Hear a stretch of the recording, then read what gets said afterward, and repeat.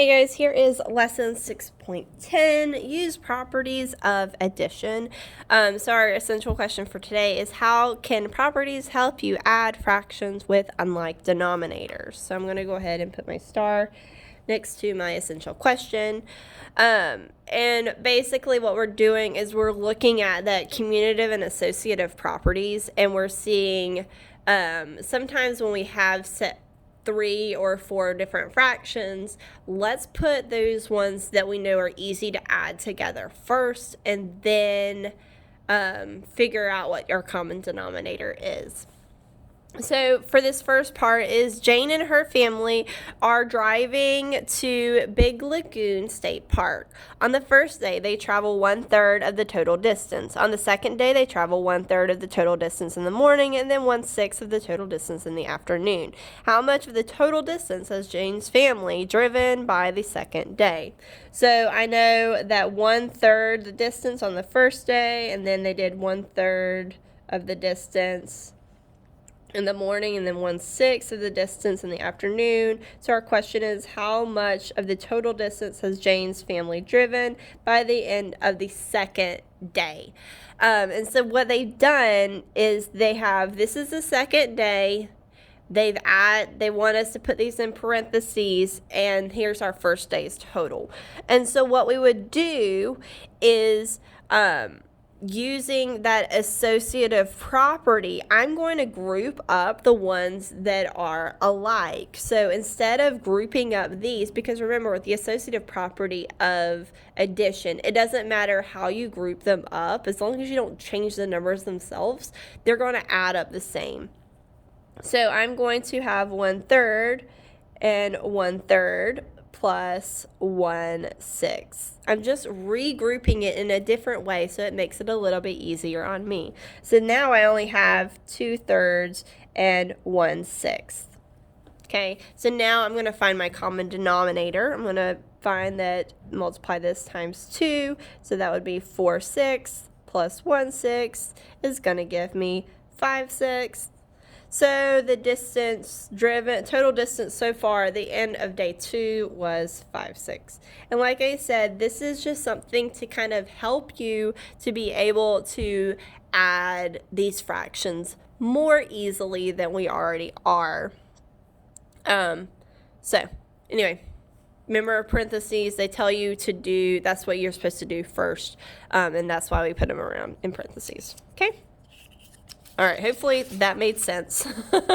Let's go to our next one. So it says use the commutative property and the associative property. So this one's a little different because we're not just using the associative property, we're also using the commutative property as well. All right, so remember, commutative property, you can flip it around anyway, and it's still going to give you the same answer. So what we're going to do is we are going to flip these. They want us to flip those first two numbers around. So now I'm going to have 1 2/3 plus 2 5/8 plus my lonely 1 1/8 right here. Now I'm going to regroup them. I'll move the parentheses around. So now I'm going to have parenthesed up 2 5/8 and 1/8, 1 1/8. And then I'm leaving 1 2/3 out here in the cold, but we are going to be adding them together, so no worries on that poor little fraction. All right, so now I can easily add up 2 5/8 and 1 1/8 because they have that common denominator of 8 already. I'm not having to rewrite all of the denominators. I'm just going to have to find the common denominator with these two, or with those when we eventually get down there. So with these, I have 5/8 plus 1/8 is going to give me 6/8.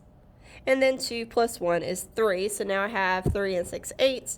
Bring down my 1 2/3. Now I have to find that common denominator with 3 and 8. So I'm going to come up here. I'm going to list out my multiples of.